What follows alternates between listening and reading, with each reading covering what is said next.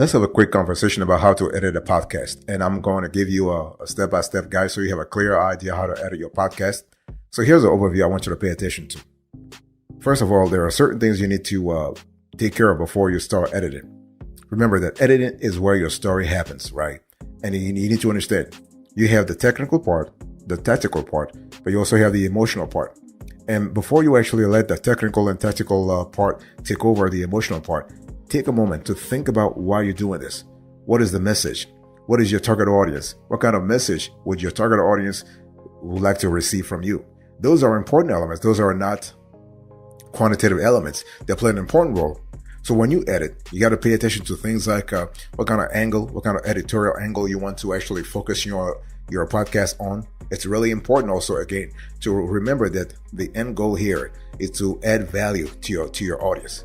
Always think about adding value. So when you think about removing some notes or adding some notes, tweaking the background sound or whatever, always think about adding value. What would it really enhance your audience's user experience? Very important. Remember, a little bit of planning goes a long way. Okay. And the thing here is that you need to understand that editing, mixing, and mastering are not the same thing. So that's why you need to plan. You need to plan the editing phase. You need to plan the the mixing phase. You need to plan the mastering phase. Let's quickly go through I want to delve a little deeper here. When we talk about editing, the editing phase is focused on crafting your story and removing audible distractions. I'm talking about here, trimming. You got to add music and effects. You need to rearrange clips. Those are important elements. When it comes to mixing, this is where you actually balance the tracks and export everything into a single track. You want your podcast to be a one unit at the end, right? So here we're talking about what? Equalization, compression, processing, efficiency, optimization. Those are important criteria here. And then you have the mastering part, which is really revolves around the overall sound and level of the final stereo file. And here we're speaking about compression, limiting, loudness settings. Again, we're thinking about what? Adding value to the end user, to the end listener. All right. Very important. By the way, boss, welcome back to the show. It's really a pleasure to have you here. Make yourself comfortable. We're going to have a quick and wonderful convo about how to edit a podcast.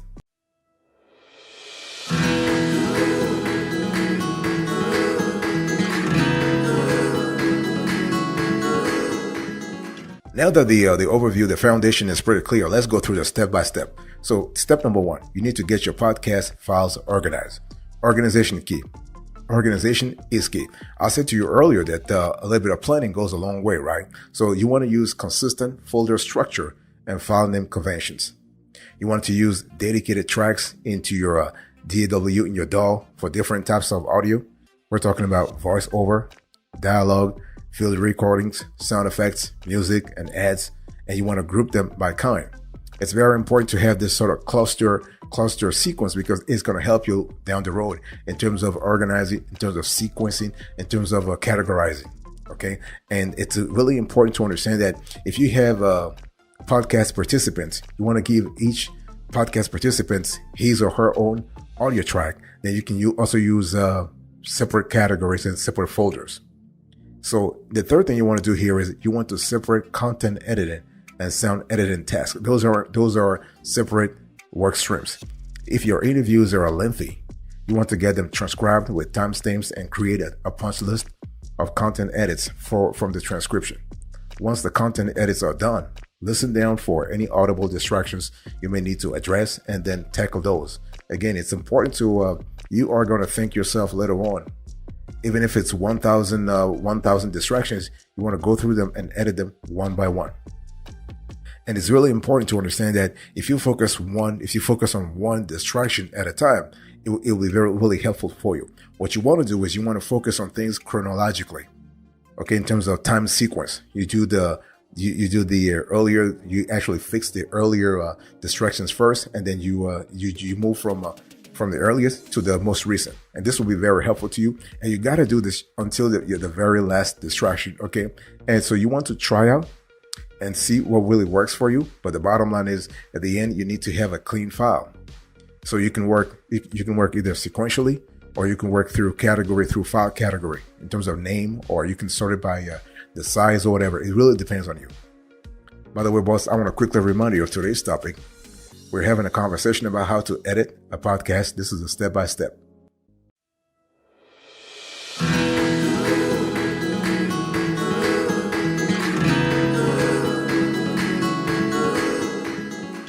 The next thing I want you to really do, and this is step number 2, you need to understand your software. So here we're talking about DAWs versus audio editors, okay? And so while there is an increasing overlap between DAWs and audio editors in the modern appscape, it's always helpful to note a few differences between the two. Namely, when we talk about multi-tracking capability and destructive versus non-destructive editing.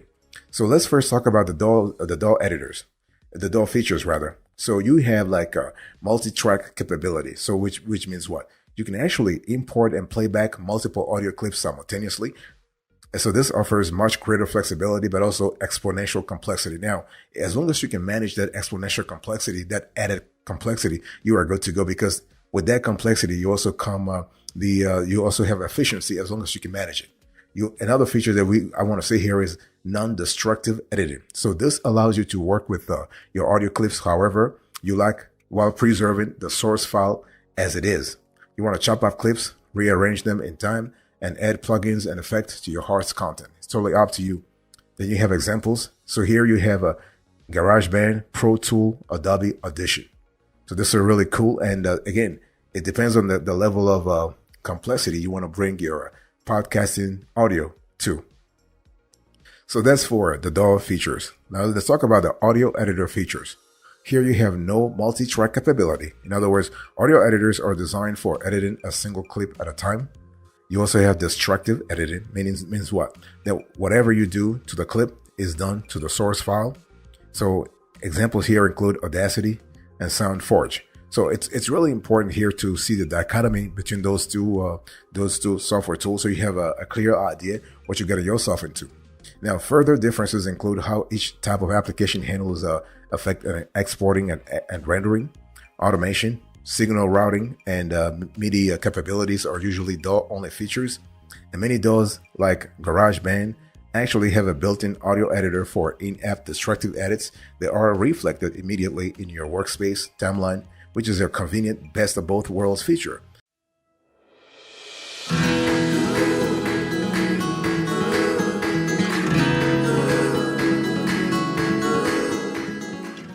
Step number 3.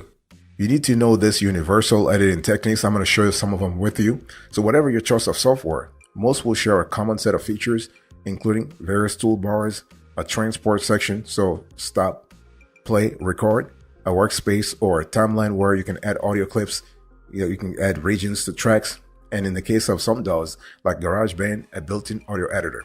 So we'll actually focus on editing workflows in a DAW, but many of these techniques apply to audio editors as well. So you need to learn which tools and features to look for, and you'll be able to work in almost any software you come across. Because again, all of them, as long as the software is user-friendly and if the interface is really great, you should be able to find your way around with no problem. So basically, now let's first talk about the first technique.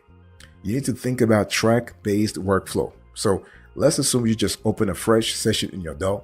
In almost any application, you should be able to select files to import via File Import in the menu bar, or by simply selecting them on your computer and dragging them into the DAW workspace. What I want to say here is that just make sure that the file is compatible, though, because it's important. And most DAWs have keyboard shortcuts built in as well. So this vary by app, but you can dramatically speed up your work once you learn them. And I encourage you to learn them. Many DAWs will automatically sort audio clips onto their own individual tracks upon import, but if yours doesn't, you want to create a new track for each clip and you want to edit from your DAW's audio bin. So the main benefit of a track-based workflow is independent control over each audio clip in your session. And that's what you want, especially if you have to edit multiple podcasts. It's important to have this sort of independence and this sort of control over each audio clip that you have.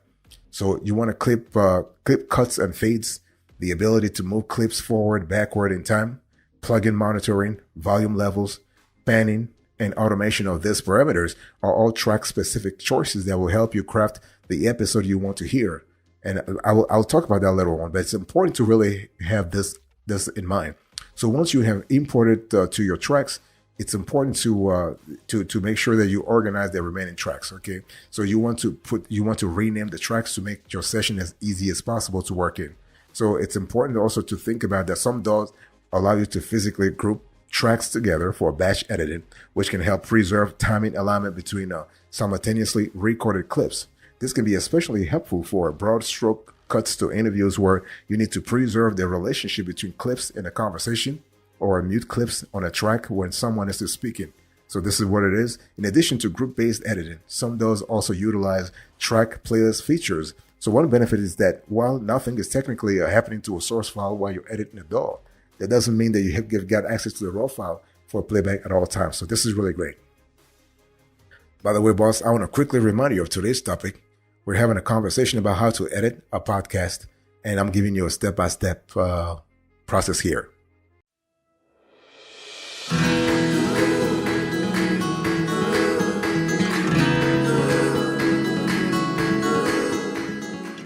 So I just explained to you the first technique, which is track-based workflow.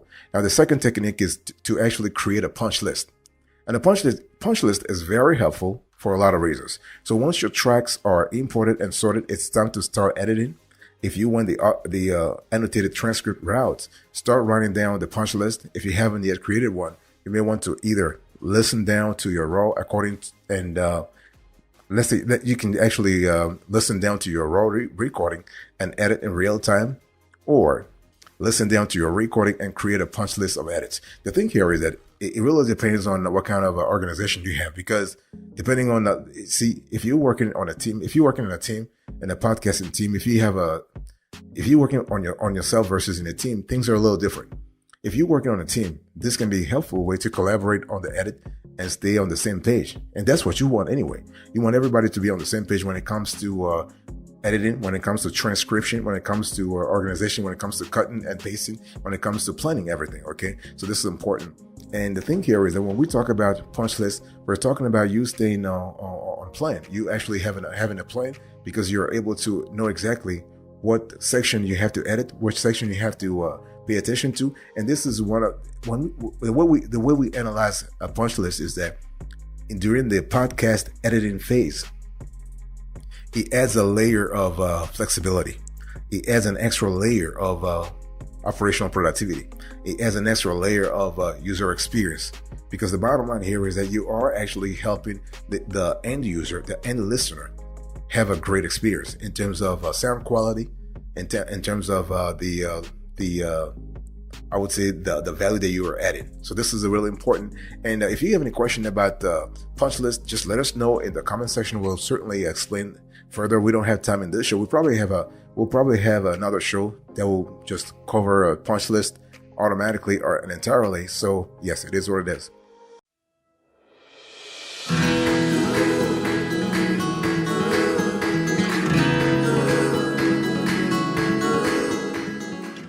Let me talk to you about the third technique. So here we have tools and a clip-based workflow. And the thing here is that many DAWs include a comparable suite of tools and features, including select, trim, grab, cut and split, and fade. And so this is kind of we're going to show you a few of them on the screen right now, so you have a clear idea what we're talking about. So first, I want to show you, for instance, on the screen, select. So select works similarly to a cursor in your word processor of choice for selecting one or multiple clips. Then you have trim.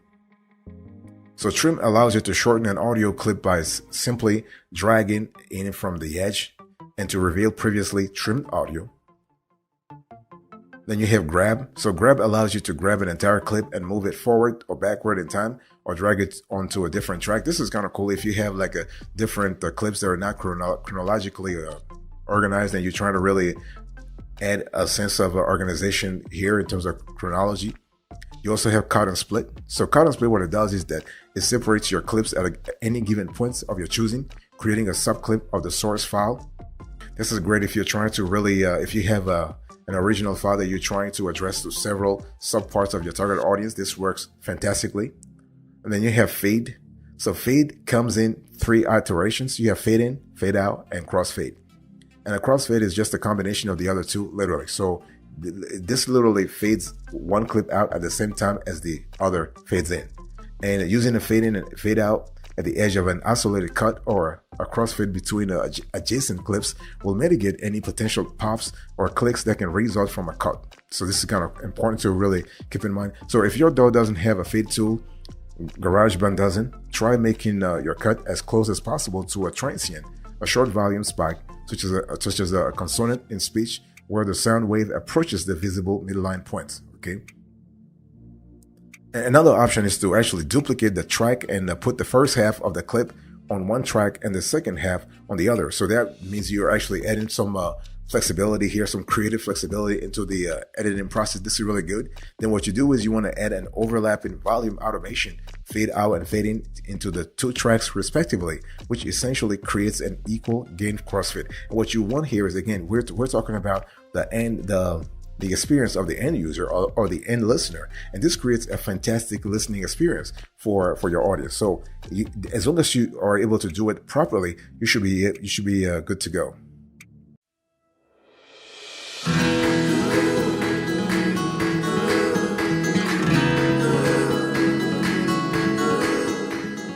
The next step is that you want to make your edits. Okay, so for content edits, the simplest approach is to make a pair of cuts at the boundary of unneeded audio and delete it. Then use the grab tool to drag the resulting pair of clips together and close the gap, applying a crossfade at the joint between the two new clips. Now, if you want to, let's say you want to trim the beginning or end of a clip, that's another story. Because what you do here is you want to use the trim tool to drag the edge of the clip to your desired timing and add a fade in or a fade out as needed. So that's for content edits, because you also have sound edits. So for sound edits, you want to follow the same logic. When an audible distraction happens in a gap in the recording, if the results creates a hole in the sound bed of your clip, and or you can't sacrifice timing by moving adjacent clips together, try to find another moment of quiet ambience from elsewhere in the recording and copy and paste it into the gap using crossfades at the edges. And use the denoising tools like those found in Adobe Audition or Isotops RX Suite to deal with distraction, room tone, ground hum, mouth noises, and other anomalies. Okay. Now, one thing I have to say is that you always want to remember to maintain the timing relationship between clips that were recorded simultaneously, such as in a multi-mic interview recording. Not only can you disturb the flow of your interview, but it's possible to introduce phasing issues in your audio as you move clips out of sync with one another. So whether it is a content or a sound edit, do to all of the clips what you do to one of them at this stage, because you are trying to create consistency here, and you need to have consistency so that the overall quality of the file, the end file, should be really great, to be really fantastic. And the last step here is you want to use good editing judgment. So when editing for sound issues, it's important to know what to leave out and what to cut out. And what to leave in, rather, what to leave and what to cut out. It's easy to think that clean audio is the paramount goal, but there is no objective approach for actually achieving the right sound. So you got to ask yourself a couple of questions. Might this sound distract the listener from what I want them to hear? Could this sound be something that immerses the listener into the story? Am I directing the listener's focus? Remember, I always tell you, it's all about the listeners. It's all about your audience, right? You want to add value. You want to put yourself in their shoes and see what they will like. Am I sacrificing story for audio quality? Am I acting like audio quality doesn't matter? Those are important elements for you to pay attention to if you want to deliver a wonderful experience. So let me give you a few pro tips before we close to this conversation. So once you have made your edit, give your ears a rest and go get another coffee or take a walk. Get outside of your editor mindset. When you are ready, come back and listen down to your episode as if you were a subscriber. So what sticks out to you? Are there any audible distractions you missed? Does the music flow into the interview? And do any field recordings or effects make sense where you have them? Listen for anything that pulls you out of the experience and take note of it. For anything not mix related, go ahead and address it before moving on. And beginning the tone shaping and leveling processes of mixing without pulled in the direction of the edit will actually keep you moving quickly and efficiently. So this is really fantastic.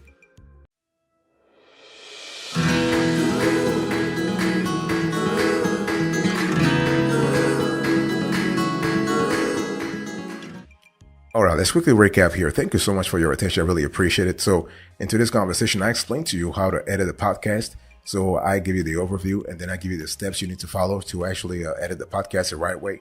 So number one, understand get your podcast files organized. Number two, understand your software, DAWs versus audio editors. And step number three, know a few universal editing techniques. So we spoke about the track-based workflow, the punch list sort of technique, and also the tools and the clip-based workflow. And then you need to make your edits and use good editing judgment. Then I finished up with a few pro tips. Thank you so much for your attention. God bless you. I'll see you next time. But until then, remember, stay marvelous.